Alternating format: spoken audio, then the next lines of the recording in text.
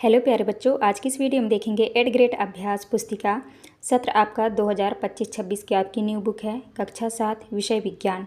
तो प्यारे बच्चों, आपको जो है इस वीडियो में लास्ट तक बने रहना है जिससे कि आपको सभी प्रश्नों के जो है संपूर्ण सॉल्यूशन आपको मिल सके। आज की वीडियो में देखेंगे अध्याय 3 में दिया है ऊष्मा।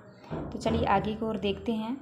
यहाँ पर आपको इस तरह से आपको लिख लेना है, यह वस्तुएँ गर्म व ठंडी लगती है क्योंकि यह वस्तुएं उष्मा एवं ताप का परिवहन कर पाती हैं। तो इस तरह आपको भर लीजिएगा। इसके बाद आते हैं आपके बहुविकल्पीय प्रश्न। तो प्रश्न क्रमांक पहले का आपको उत्तर में करना है पानी से बर्फ के टुकड़े की ओर। इसके बाद नेक्स्ट क्वेश्चन आता है आपका दूसरा। तो दूसरे का उत्तर होगा आपका भेड़ और खरगोश। तो आपके ये सही उत्तर हो जाएगा। इसके बाद नेक्स्ट आता है आपका प्रश्न क्रमांक 3 का उत्तर होगा आपका बर्फ़ की गोली को जूट के कपड़े से लपेट कर रखना। इसके बाद आता है आपका प्रश्न क्रमांक चौथे के उत्तर में करना है आपको धातु लकड़ी की अपेक्षा उष्मा की अच्छी चालक है। नेक्स्ट है आपका पाँचवा के उत्तर होगा आपका समुद्र की ओर आने वाली वायु को। नेक्स्ट है आपका चौथा का उत्तर होगा आपका 35 डिग्री सेल्सियस से 42 डिग्री सेल्सियस तक। इसके बाद आता है आपका छठवें का आपका उत्तर होगा 37 डिग्री सेल्सियस। तो आपको इस तरह करना है। इसके बाद आते हैं आपके रिक्त स्थानों वाले प्रश्न। तो पहले में भरना है आपको ठंडी, दूसरे में भरना है आपको कुचालक। इसके बाद नेक्स्ट आता है आपका तीसरे में भरना है आपको गर्म और चौथे में भरना है आपको समुद्री समीर और पाँचवें में भरना है आपको विकिरण। तो आप इस तरह कर लीजिएगा। इसके बाद आता है आपका अति लघुत्तरीय प्रश्न क्रमांक दूसरे के उत्तर में करना है आपको ऐसे पदार्थ जो ऊष्मा का स्थानांतरण नहीं करते उन्हें ऊष्मारोधी कहते हैं। उदाहरण है रबर, लकड़ी, प्लास्टिक। इसके बाद नेक्स्ट क्वेश्चन आता है आपका तीसरा। तो तीसरे में आपको उत्तर में करना है यहाँ पे संख्या लिखना है आपको ऊष्मा की चालक, ऊष्मा की कुचालक। तो चालक में लिखना है आपको लोहा, तांबा, एल्यूमिनियम, चांदी। कुचालक में लिखना है प्लास्टिक, लकड़ी, रबर, ऊनी कपड़े। इसके बाद आते हैं आपके प्रश्न क्रमांक चौथे के उत्तर में आपको करना है हाँ, पारे की जगह अल्कोहल या डिजिटल सेंसर का उपयोग किया जा सकता है क्योंकि पारा जहरीला और पर्यावरण के लिए हानिकारक होता है। इसके बाद आता है आपका नेक्स्ट के प्रश्न क्रमांक 5 का उत्तर में करना है डॉक्टरी थर्मामीटर से बर्फ़ का तापमान नहीं मापा जा सकता क्योंकि इसकी रेंज 35 डिग्री सेल्सियस से 42 डिग्री सेल्सियस होती है, जबकि बर्फ़ का तापमान 0 डिग्री सेल्सियस होता है। इसके बाद आता है आपका प्रश्न क्रमांक 6 के उत्तर में करना है आपको सर्दियों में ऊनी वस्त्र की जगह टेरिकॉट पहनने पर ठंडी अधिक लगेगी क्योंकि टेरिकॉट गर्मी को अच्छी तरह से नहीं रोकता है। इसके बाद आता है आपका लघुत्तरीय प्रश्न क्रमांक 7 के उत्तर में आपको करना है जब कागज़ के प्याले में पानी गर्म किया जाता है तो ऊष्मा चालन द्वारा पानी में चली जाती है जिससे कागज़ का तापमान ज्वलन ताप तक नहीं पहुंचता और कागज़ नहीं जलता। इसके बाद आता है आपका प्रश्न क्रमांक 8। तो आपको प्रश्न क्रमांक 8 के उत्तर में करना है काले रंग का कपड़ा जल्दी सूख जाएगा क्योंकि गहरे रंग के वस्त्र अधिक ऊष्मा अवशोषित करते हैं, जबकि हल्के रंग के कपड़े जैसे कि सफ़ेद ऊष्मा का कम अवशोषण करते हैं, उसे परावर्तित कर देते हैं। इसके बाद नेक्स्ट क्वेश्चन आता है आपका प्रश्न क्रमांक 9 के उत्तर में करना है गर्म दूध का ताप मापने के लिए डॉक्टर थर्मामीटर का उपयोग नहीं किया जा सकता क्योंकि यह केवल 35 डिग्री सेल्सियस से 42 डिग्री सेल्सियस तक का तापमान मापता है जो शरीर के तापमान के लिए उपयुक्त है। गर्म दूध का तापमान इससे अधिक हो सकता है और थर्मामीटर में पारा फट सकता है। तो आपको इस तरह करना है। इसके बाद नेक्स्ट क्वेश्चन आता है आपका प्रश्न क्रमांक 10।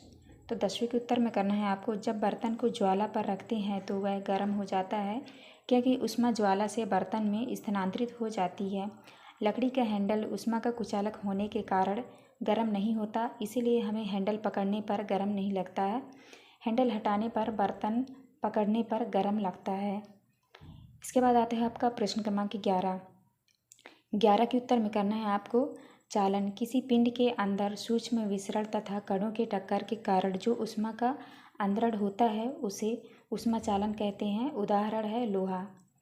दूसरा है संवहन में लिखना है अधिक गर्म पिंड से किसी अधिक ठंडे पिंड में ऊष्मा के पारगमन को ऊष्मा का संवहन कहते हैं।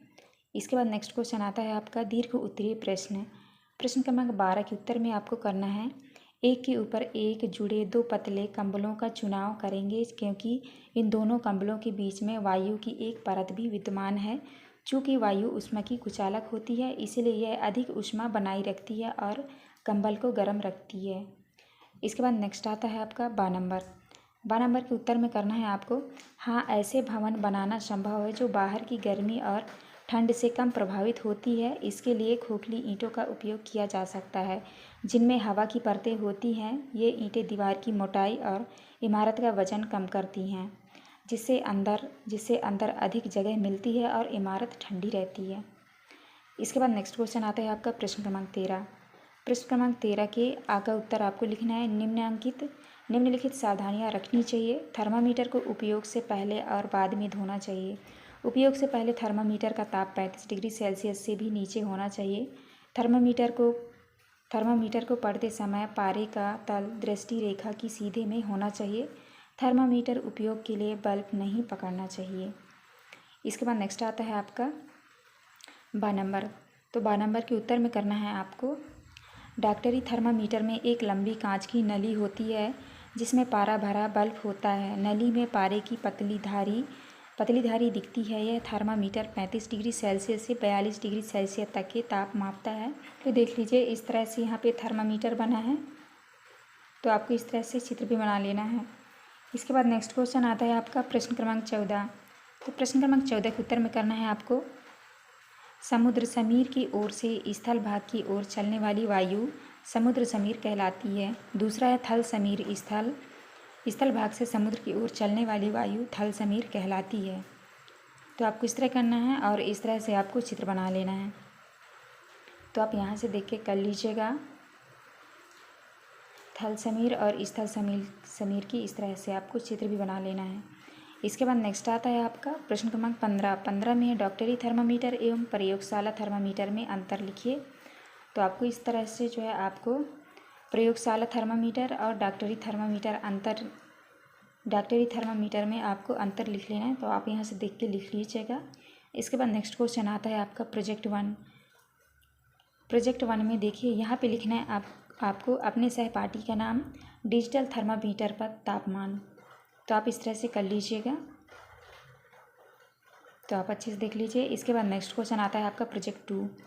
प्रोजेक्ट 2 के का उत्तर में आपको करना है, स्वच्छता संक्रमण से बचाने के लिए सही माप में त्रुटि कम करने के लिए प्रारंभिक तापमान स्थिर करना सटीक परिणाम के लिए। इसके बाद नेक्स्ट क्वेश्चन आता है आपका खा नंबर में लिखे है, तापमापी को जीभ के नीचे क्यों रखते हैं। तो आपको खा का उत्तर यहाँ से देख के आपको कर लेना है। इसके बाद नेक्स्ट आता है आपका गा नंबर में है। तो गा नंबर के उत्तर में करना है आपको, हाँ, शरीर के कंधे के नीचे भी रखते हैं। इसके बाद घा नंबर के उत्तर में करना है आपको, शरीर के विभिन्न भागों का ताप भिन्न भिन्न अलग अलग होता है।